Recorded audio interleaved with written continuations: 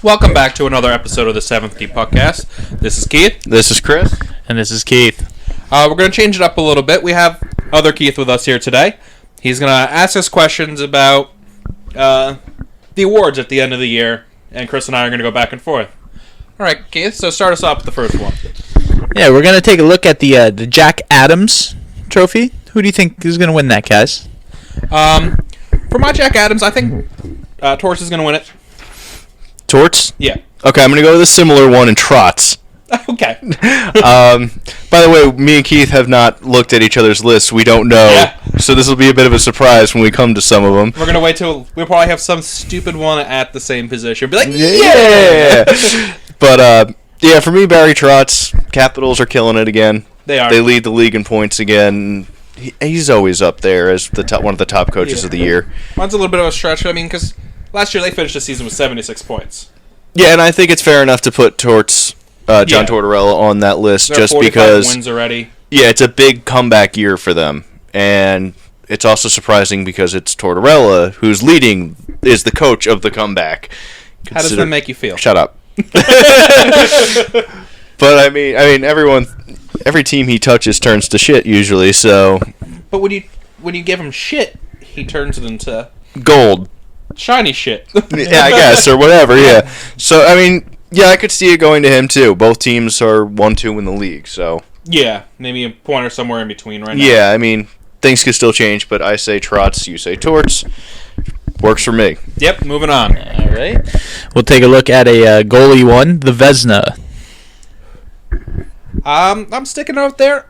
Right now, Bobrovsky leads the league in wins, and his save percentage is right up there as one of the tops in the league. I'm going to go with the guy who I've thought all along for this season with Devin Dubnyk. Understandable with that one, though. But, again, Bobrovsky is my number 2. Yeah. I mean, Bobrovsky last year was terrible, and he was hurt all year long, and when he wasn't hurt, he didn't play well. Dubnyk's just been amazing and kind of flown under the radar for a couple years now as an elite goalie in the league. And, I mean, his numbers have kind of come down a little bit, but I remember, like, when we did an episode, like, halfway or a little over... a 9.4 save Yeah, like a percentage. 9.46 save percentage, like 40-some games into the season, 48 games in. Like, But right now for the Vezina, I mean, I think there's 2 stragglers right now, and Holtby and I have to put an Anderson in there. When he's played, he's been lights out. if Anderson had played more games this year, He'd probably be one of the he'd be favorites. one of my favorites. But the fact that he missed half the season, I can't say he gets the award. Yeah, Holtby also easily could be in that conversation. He's almost kind of quietly this year. Yeah, there's still 10, 12 games left, so something can happen between the top 3, the Holtby, Bobrovsky,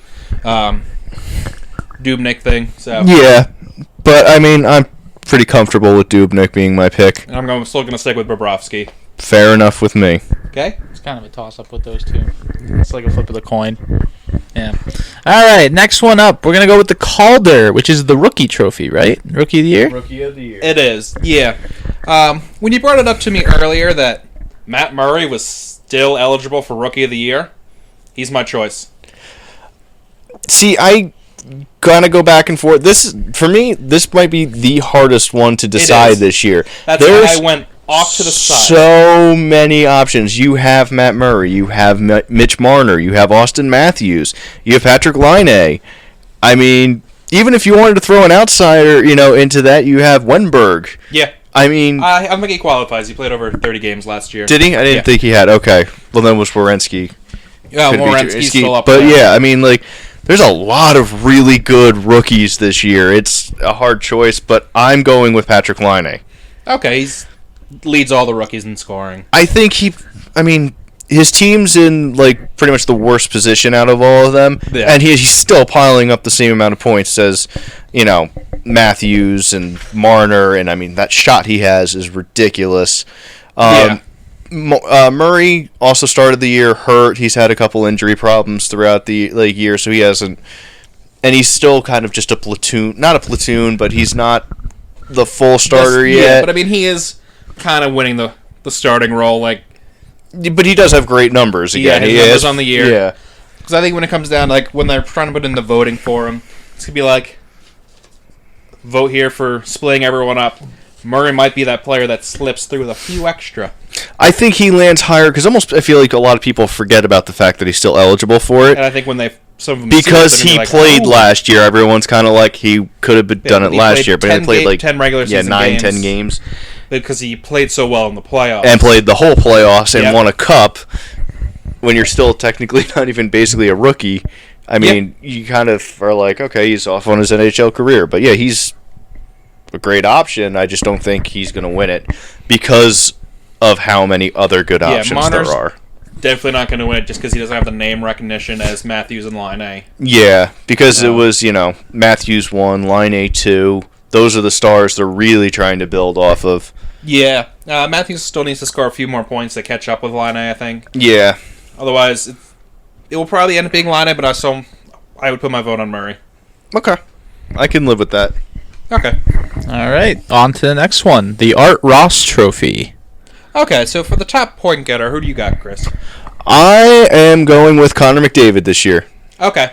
I have the person who he's currently tied with for the point lead, Brad Marchand. I assumed you would, considering you've been bragging nonstop about him in my face because he's on your fantasy team and you got him in the fifth round. Yeah, I know. I see the half shove on Mackie right now. Yeah, and the smug Jeremy Clarkson look. All I need is a pair of smug suspenders, and I'm all set. Yeah, but I'm going with Connor McDavid.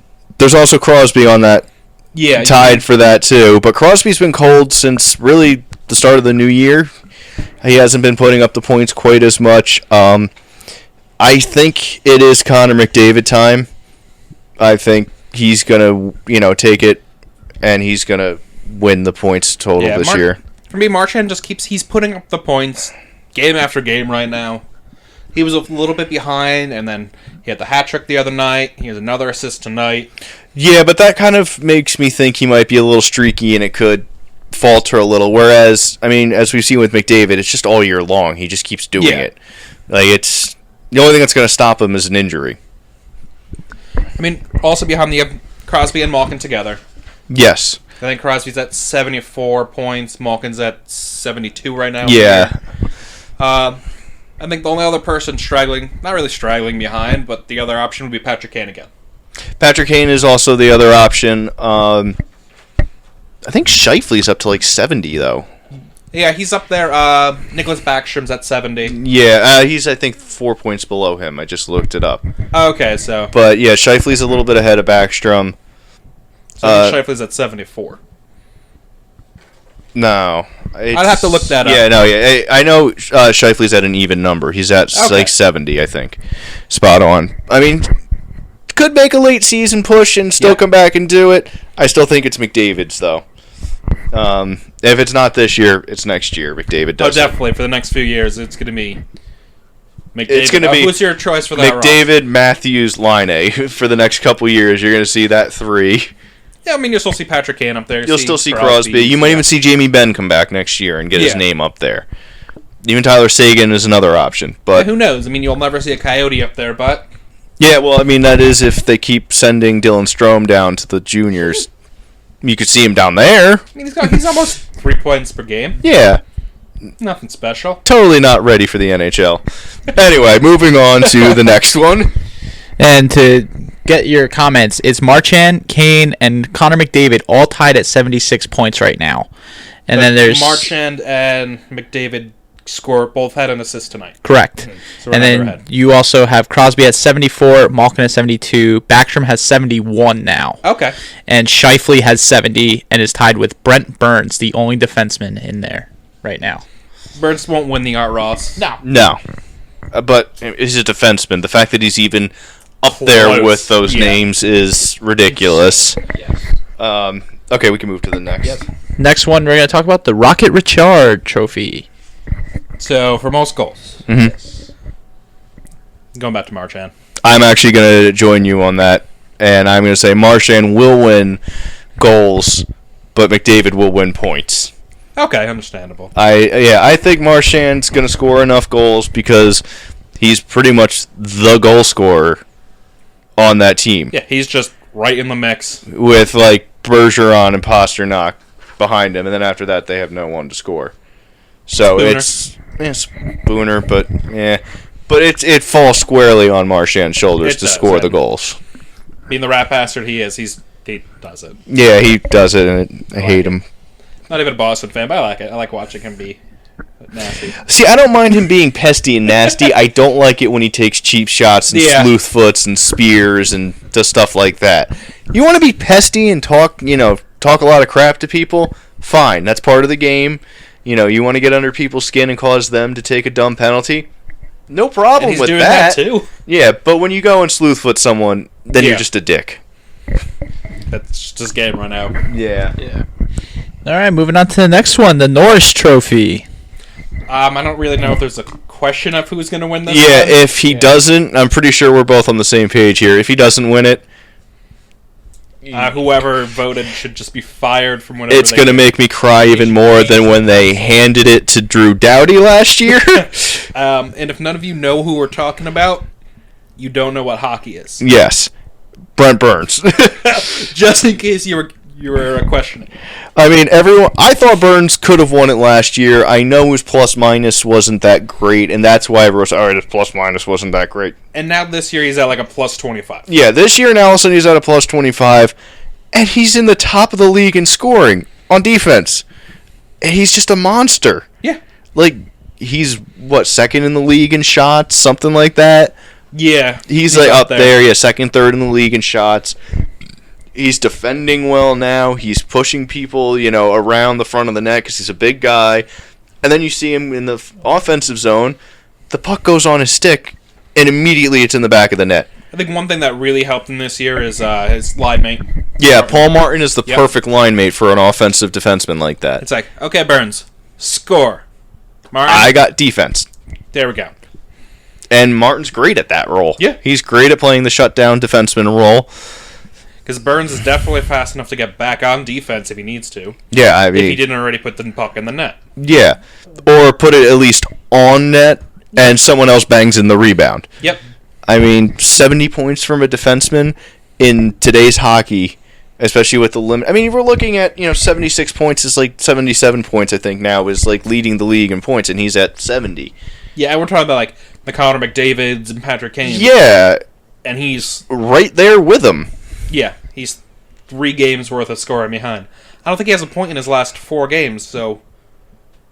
if he had points in those games, he'd be right in that mix. Yeah, I mean, easily. Even if he just had, 2 goals and an assist, 73 points. Yeah. Going into tonight.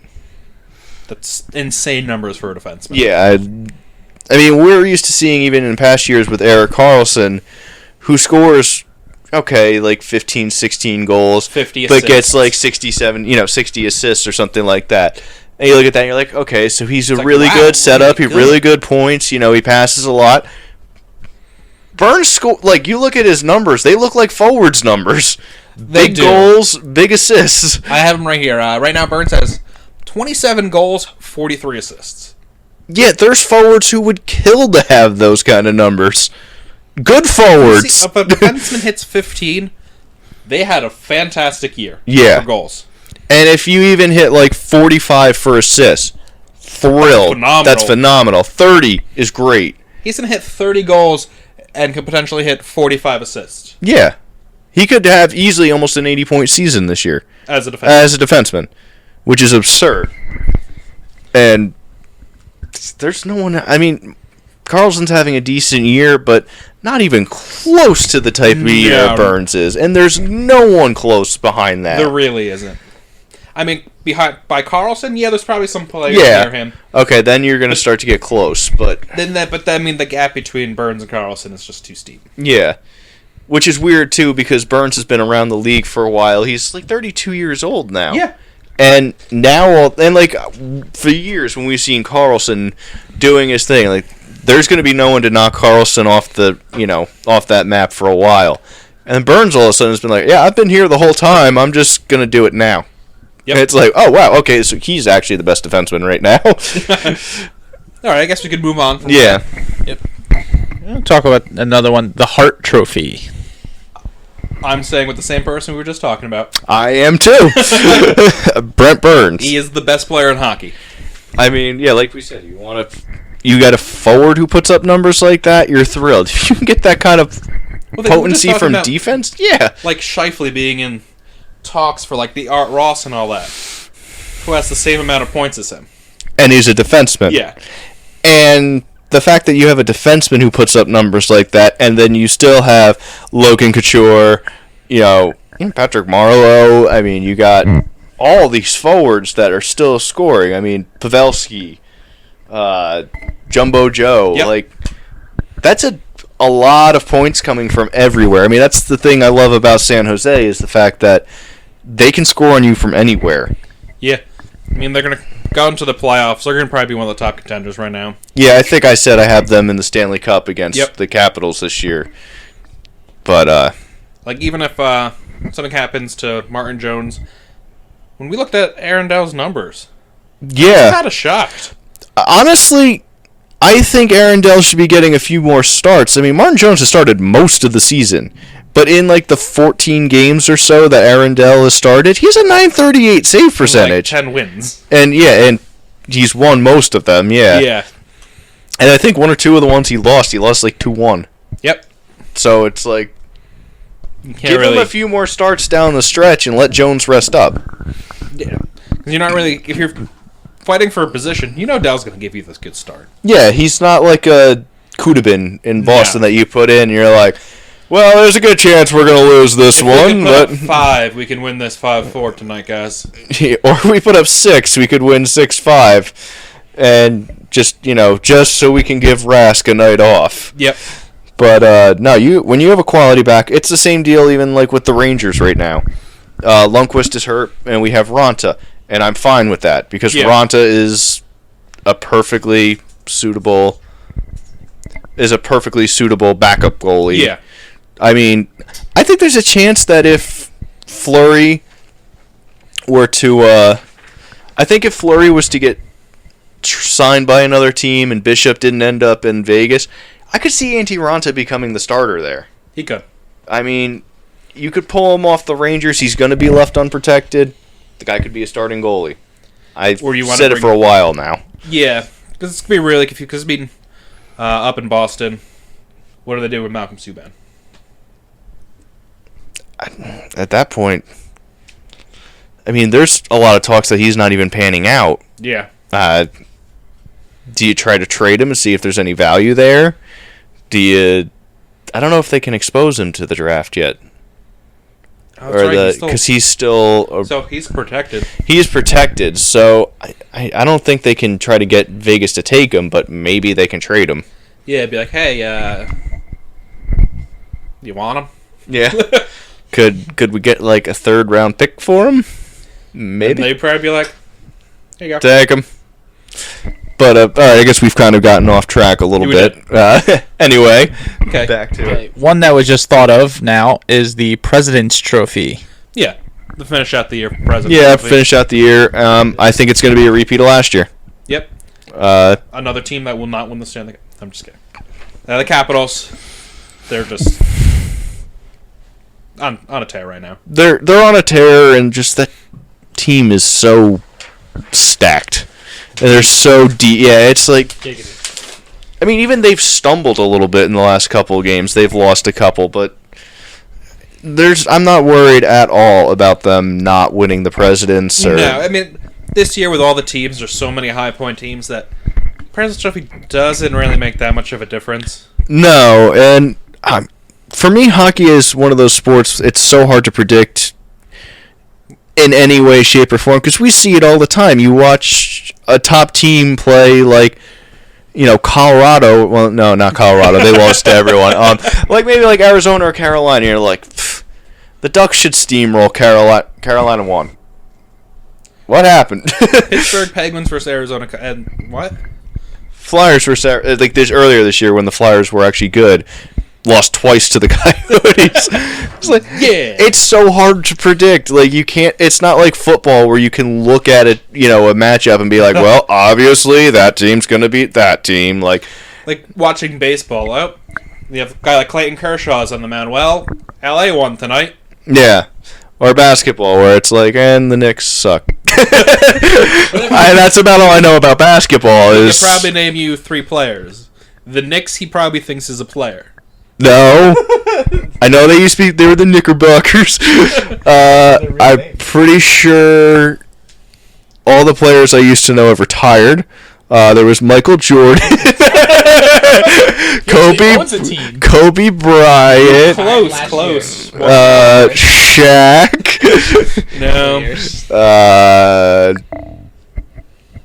I almost said Duncan Keith, but Tim Duncan. There it is. Well, I don't know anyone. LeBron James. I hate that guy. I don't know anything about it. I just hate him. He hates the sport. Yeah, He's racist. that's not true. I don't know if you have anything to add. If Keith has anything to add, well, I'm pretty much done. I do have one thing to add. Ooh. Is that the Flyers lost to the Devils 3 times this year. They lost to a team tonight that lost its last 10 games. That's pretty sad. I don't know if that's pretty bad that the Flyers lost to the Devils. Especially after the Devils have lost 10 straight. And especially after they shut out the Pittsburgh Penguins last night. It goes back to say, you just never know what's going to happen with hockey. The Penguins and let up 6 goals to the Devils.